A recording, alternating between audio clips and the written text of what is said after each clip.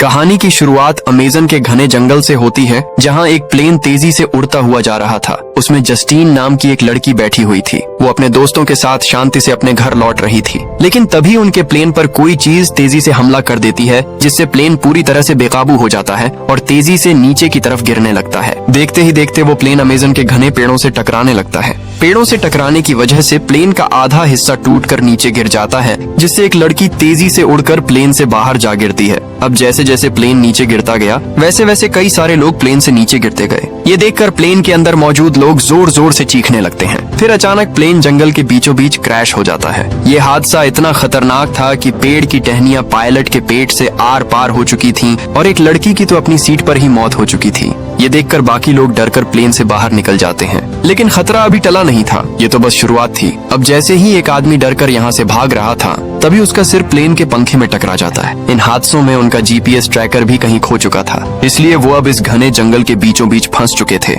इस जंगल में उनके फोन में बिल्कुल भी सिग्नल नहीं मिल रहे थे। इस वजह से वो किसी को मदद के लिए बुला भी नहीं सकते थे। ऊपर से जिस इंसान को इस जंगल की सबसे ज्यादा जानकारी थी, अब वो भी जंगल में पड़ी एक लाश बन चुका था। लेकिन सबसे बड़ी मुसीबत तो अब शुरू होने वाली थी। तभी हार्मे को जंगल की तरफ से अजीब सी आवाज सुनाई देती है। ध्यान से सुनने के बाद पता चलता है कि ये आवाजें जंगल में रहने वाले आदिवासी लोगों की थीं। वो कहता है कि अगर वे हमारी मदद कर दें तो हम सब नदी के रास्ते वापस कैंप तक पहुंच सकते हैं और वहां से हमें मदद मिल सकती है। पर सबसे बड़ी दिक्कत ये थी कि उन आदिवासियों को हिंदी बिल्कुल भी नहीं आती थी और उन्होंने उन्हें देखते ही उन पर हमला कर दिया। हमले के दौरान हार्मे की गर्लफ्रेंड की मौत हो जाती है और बाकी सभी लोगों को तीर की मदद से बेहोश कर दिया जाता है। कुछ देर बाद जस्टीन को होश आता है। वो खुद को एक लकड़ी की नाव में पाती है और नाव में बैठे लोग इसी जंगल में रहने वाले आदिवासी थे। ये देखकर वो बहुत डर जाती है और घबराते हुए अपने हाथों की रस्सी खोलने की कोशिश करती है। पर तभी एक आदिवासी गुस्से में उस पर चिल्ला पड़ता है। ये काले रंग का आदिवासी इंसानों को खाने वाले कबीले का बेरहम कसाई था। जैसे ही नाव किनारे पर पहुंचती है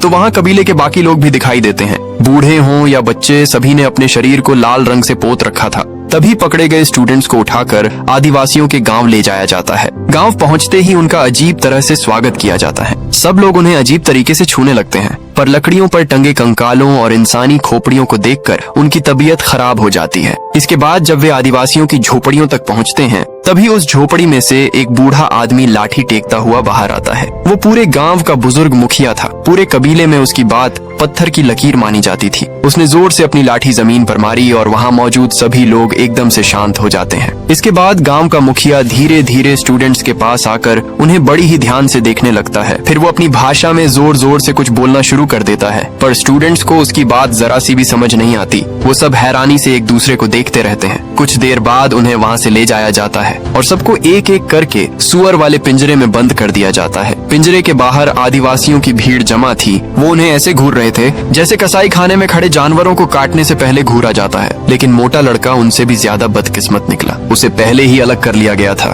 तभी वहीं मौजूद एक बूढ़ी औरत उसके पास आती है और उसे एक कटोरे में अजीब सा सूप पकड़ाकर जबरदस्ती पिला देती है। फिर उसे एक बड़े पत्थर पर लिटा दिया जाता है और उसके हाथों की रस्सी काटकर उसे आजाद भी कर दिया जाता है। लेकिन जैसे ही उसे होश आता है, वो देखता है कि कुछ हट्टे कट्टे लोगों ने उसके हाथ पैर मजबूती से पकड़ रखे हैं। इसके बाद गांव का मुखिया उसके सामने आकर खड़ा होता है और बड़ी बेरहमी से एक ही झटके में अपने चाकू की मदद से उसकी दोनों आंखें निकाल लेता है। फिर बड़े ही मजे से उन्हें खाने लगता है। इसके बाद वो उसकी जीभ भी निकाल कर खाने लगता है। इसी बीच वो काला कसाई एक बड़ा सा खंजर निकालता है और एक एक करके उसके हाथ काटना शुरू कर देता है। कुछ ही देर में उस मोटे को बेरहमी से छोटे छोटे टुकड़ों में काट दिया जाता है। अब उसकी लाश आदिवासियों के खाने में बदल चुकी थी। वो उसके शरीर को उसी तरह काट रहे थे जैसे कोई कसाई किसी जानवर को काटता है। शरीर के हर अंग को बड़े ध्यान से अलग किया गया। फिर उसके मांस पर अच्छे से मसाला लगाकर उसे मिट्टी की भट्टी में डाल दिया गया। कुछ ही घंटों में मांस की गंध पूरे गांव में फैल जाती है।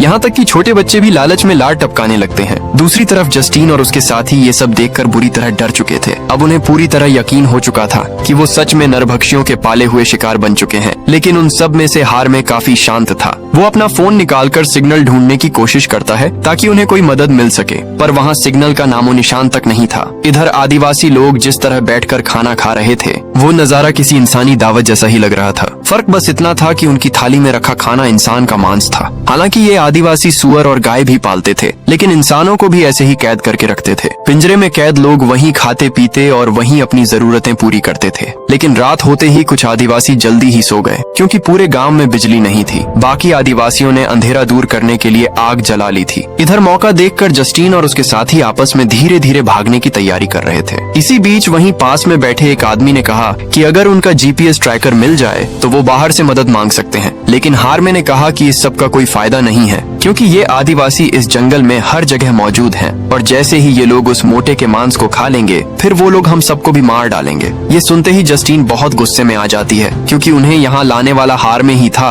और उसी की वजह से अब उन लोगों की जान खतरे में थी। पर वो चुपचाप मौत का इंतजार नहीं कर सकते थे। उसी समय एक लड़की ने पिंजरे की छत से बाहर निकलने की कोशिश की, लेकिन जैसे ही उसने पिंजरे से सिर बाहर निकाला, वहीं पास में देखभाल कर रहे आदिवासी ने उसे तुरंत बेहोशी वाला तीर मार दिया, जिससे वो वहीं बेहोश होकर पिंजरे में नीचे गिर जाती है। अब अगली सुबह जस्टिन के पास एक छोटा आदिवासी बच्चा बैठा हुआ था। उसकी नजर जस्टिन के गले में लटक रहे लॉकेट पर थी। वो लॉकेट एक अजीब सी सीटी थी। इस पर जस्टिन सोचती है कि इस बच्चे को दोस्त बनाने से वो लोग उसकी मदद से यहाँ से भाग सकते हैं, इसलिए उसने उसी लॉकेट से एक अजीब सी सीटी बजा दी। आवाज सुनकर वो काला कसाई अपने लोगों के साथ वहाँ आ जाता है। उसने पिंजरे से सभी लड़कियों को बाहर निकाला और उसी जगह ले गया जहाँ उस मोटे लड़के को बेरहमी से काटा गया था। सब लड़कियों के कपड़े उतरवा दिए जाते हैं। इसके बाद गाँव का मुखिया आकर फिर से एक एक करके सबकी जाँच करने लगता है। थोड़ी देर बाद बाकी 2 लड़कियों को वापस पिंजरे में भेज दिया जाता है, लेकिन जस्टिन को एक अलग जगह ले जाया जाता है। कुछ देर बाद आसमान से तेज बारिश गिरना शुरू हो जाती है।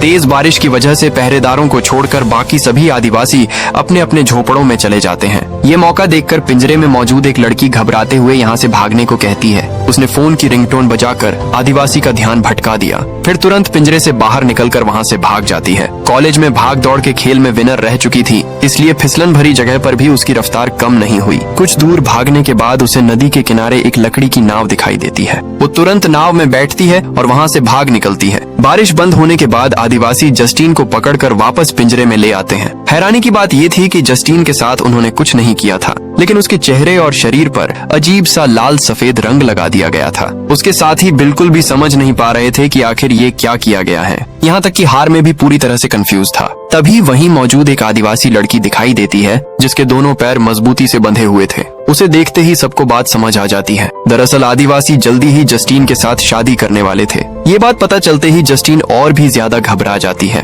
तभी हार्मे उससे कहता है कि जस्टिन को खुद को लकी समझना चाहिए, क्योंकि जिनकी उनसे शादी होती है वो कैदियों से थोड़ा ज्यादा समय तक जिंदा रहते हैं। ये सुनते ही दाढ़ी वाले आदमी ने हार्मे को अपना मुंह बंद रखने के लिए कहा। फिर उसने जस्टिन को दिलासा दिया कि वे लोग जरूर यहाँ से भाग निकलेंगे। इसी बीच कुछ आदिवासी बच्चे खाने के कटोरे लेकर पिंजरे की तरफ आते हैं। खाना बांटते वक्त जस्टिन की नजर फिर से उसी छोटे आदिवासी बच्चे पर जाती है। इस बार उसने फिर से उसके सामने सीटी बजाई। वो लड़का उस आवाज को बड़े ध्यान से सुनता रहता है। इधर हार्मे गुस्से में कहता है कि ये सब बेकार की कोशिश है। फिर वो कटोरे में रखा अजीब सा खाना खाने लगता है। वहीं पास में बैठी सुनहरे बालों वाली लड़की को अजीब सा लग रहा था, पर वो अपनी भूख बर्दाश्त नहीं कर पाई और वो इंसानों का मांस खाना शुरू कर देती है। लेकिन जैसे ही कटोरा खाली होता है और उसने उसमें पड़ा टैटू देखा, तो उसे पूरी तरह से समझ आ गया कि वो जिस इंसान का मांस खा रही थी वो असल में उसकी वही दोस्त थी जो इस पिंजरे से भाग कर निकली थी। तभी वो लड़की सदमे में आ जाती है और तुरंत कटोरा तोड़कर उसी से अपना गला काट लेती है। दरअसल आदिवासियों ने उसकी दोस्त को पकड़कर चोरी छिपे मार दिया था और पका दिया था, लेकिन जब तक उसके साथी कुछ समझ पाते तब तक वो लड़की मर चुकी थी। लेकिन वे लोग नहीं चाहते थे कि उसकी मौत बेकार जाए, इसलिए उन्होंने चुपके से उसके मुंह को खोलकर एक डंडी की मदद से नशीली दवा उसके गले के अंदर डाल दी। ये सोचकर कि आदिवासी इसे खा लेंगे तो सब नशे में डूब जाएंगे। आदिवासियों को उनकी ये चाल बिल्कुल भी पता नहीं चलती है। तभी काला कसाई वहाँ आता है और अपने खंजर की मदद से उस लड़की की लाश के टुकड़े टुकड़े कर देता है। फिर उस मांस को उसी मिट्टी की भट्टी में पकाने के लिए डाल दिया जाता है। थोड़ी ही देर में मांस की गंध पूरे एरिया में फैल जाती है। मांस खाते ही कुछ आदिवासियों पर नशे का असर दिखना शुरू हो जाता है और देखते ही देखते सब आदिवासी धीरे धीरे नशे की वजह से गिरने लगते हैं। इस मौके का फायदा उठाकर जस्टिन और दाढ़ी वाला आदमी पिंजरे से बाहर निकल आते हैं। इसी बीच जैसे ही एक दूसरा लड़का पिंजरे से बाहर निकलने की कोशिश करता है, तभी पीछे से हार्मे उस पर बेहोश करने वाला तीर चला देता है ताकि हार्मे खुद उनका पहला शिकार न बने। जस्टिन के पास उसे बचाने का समय नहीं था, इसलिए वो तुरंत वहाँ से भाग निकलते हैं। कुछ देर बाद जब उस लड़के को होश आता है तो वो देखता है कि 2 आदिवासी उसके सामने बैठे हुए हैं हैं जो अभी भी नशे की वजह से जोर जोर से हंस रहे होते हैं।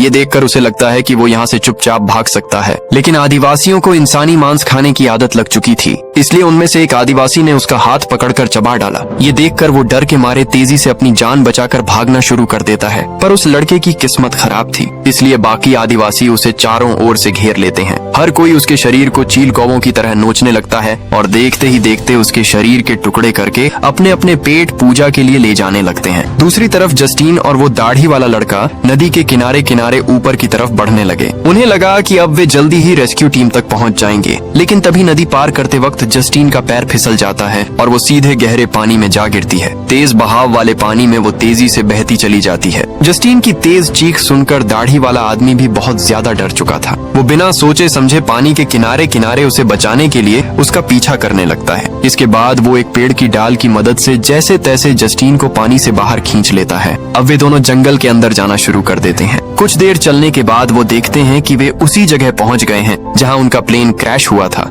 यहाँ मारे गए लोगों की लाशें नुकीले डंडों पर लटकी हुई थीं। धूप और गर्मी के कारण वे अब आदिवासियों के लिए लजीज खाना बन चुके थे। ये सब देखकर जस्टीन अंदर से पूरी तरह टूट जाती है, पर दाढ़ी वाला आदमी सीधा प्लेन क्रैश वाली जगह पर जाता है जहां आखिरकार उसे अपना जीपीएस ट्रैकर मिल जाता है। लेकिन जीपीएस की बैटरी पूरी तरह से खत्म हो चुकी थी, इसलिए वो पहले से ही बंद पड़ा था। तभी अचानक जस्टीन को मोबाइल की रिंगटोन की आवाज सुनाई देती है। दोनों तुरंत पास में लटकी लाशों की जेब चेक करना शुरू कर देते हैं और आखिरकार उन्हें हार में की गर्लफ्रेंड की जेब से फोन मिल जाता है। जैसे ही वे दोनों ये देखकर खुश होने लगते हैं, तभी अचानक से वही आदिवासी उन्हें ढूंढते हुए वहां पहुंच जाते हैं और उन्हें फिर से पकड़कर अपने गांव ले आते हैं। इसके बाद आदिवासी औरतें जस्टीन को शादी के लिए तैयार करना शुरू कर देती हैं, जबकि दाढ़ी वाले आदमी को एक लकड़ी के खंभे से मजबूती से बांध दिया जाता है। फिर काला कसाई उसे बहुत ही भयानक सजा देता है। ये सजा बेहद बेरहम थी। सबसे पहले उसकी शरीर की सारी हड्डियां तोड़ दी जाती हैं। फिर उसके पूरे शरीर पर हरे रंग का एक लिक्विड लगा दिया जाता है। उस लिक्विड की गंध से आसपास की बड़ी बड़ी चींटियां उसकी ओर आकर्षित हो जाती हैं। कुछ ही देर में उसके खंभे पर करोड़ों चींटियां चढ़ जाती हैं और उसके पूरे शरीर पर फैल जाती हैं। वो उसके शरीर को तेजी से काटना शुरू कर देती हैं और वो दर्द से जोर जोर से चीखने लगता है। इधर जस्टीन को शादी के लिए पूरी तरह तैयार कर दिया गया था। तभी गांव का मुखिया अपने हाथ में छोटा सा चाकू लेकर उसके सामने आता है। वो रस्में शुरू करने ही वाला था कि तभी बाहर से आदिवासियों की बहुत तेज चीख सुनाई देती है। ये आवाज सुनते ही गांव का मुखिया रस्म वहीं रोक देता है। तभी वहाँ एक आदिवासी दौड़ता हुआ आता है। उसके हाथ में किसी इंसान का कटा हुआ सिर था। असल में जंगल में रेस्क्यू टीम पहुंच चुकी थी, यानी आदिवासियों के लिए नया शिकार खुद चलकर आ चुका था। ये खबर सुनते ही गांव के मुखिया ने तुरंत शिकार पर निकलने का हुक्म दे दिया। कुछ ही देर में पूरा गांव खाली हो जाता है। वहाँ सिर्फ कुछ बच्चे और औरतें ही बची थीं। यहीं पर वो छोटा आदिवासी बच्चा भी था जिसने जस्टीन की सीटी की आवाज सुनी थी। मौका देखते ही उसी छोटे बच्चे ने जस्टीन को चुपचाप आजाद कर दिया।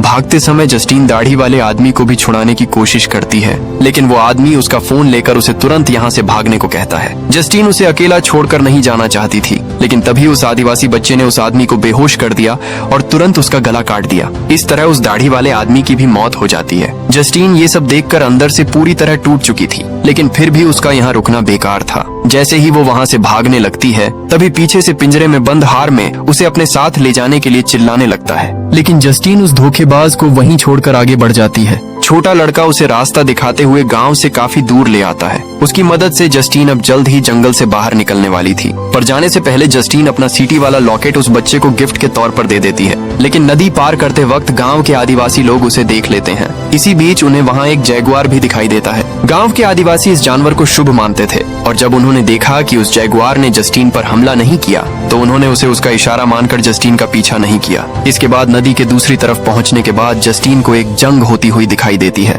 आदिवासी लोग और रेस्क्यू टीम आमने सामने लड़ रहे थे, लेकिन हथियारों के मामले में टीम ज्यादा ताकतवर थी, इसलिए आदिवासी लोग धीरे धीरे मारे जाने लगते हैं। जस्टीन गलती से इसी लड़ाई के बीच पहुंच जाती है। मरते हुए आदिवासियों को देखकर अचानक उसके दिमाग में एक आइडिया आता है। वो तुरंत अपना फोन निकालती है और तेजी से रेस्क्यू टीम के सामने पहुंच जाती है। वो उन्हें यकीन दिलाती है कि वो इन आदिवासियों में से नहीं है, इसलिए उस पर गोली ना चलाई जाए। जस्टीन के हाथ में फोन देखकर टीम उसे तुरंत अपनी तरफ बुला लेती है। अब आखिरकार टीम आदिवासियों पर हमला करना रोक देती है। तभी हेलीकॉप्टर पर चढ़ने से पहले एक आदमी उससे पूछता है, क्या कोई और भी जिंदा बचा है? इस पर जस्टीन बिना झिझक जवाब देती है, नहीं, सिर्फ मैं ही बची हूँ, बाकी सब मारे जा चुके हैं। इसके बाद जस्टीन को सही सलामत उसके घर भेज दिया जाता है और वहीं हार में हमेशा के लिए आदिवासी लोगों के बीच फंस चुका था। जल्द ही जस्टीन की इस खतरनाक प्लेन क्रैश से बच निकलने की खबर पूरी दुनिया में फैल जाती है और वो एक ही दिन में सोशल मीडिया पर फेमस हो जाती है। लेकिन उसने कभी नहीं बताया कि उसके साथियों की मौत प्लेन क्रैश से नहीं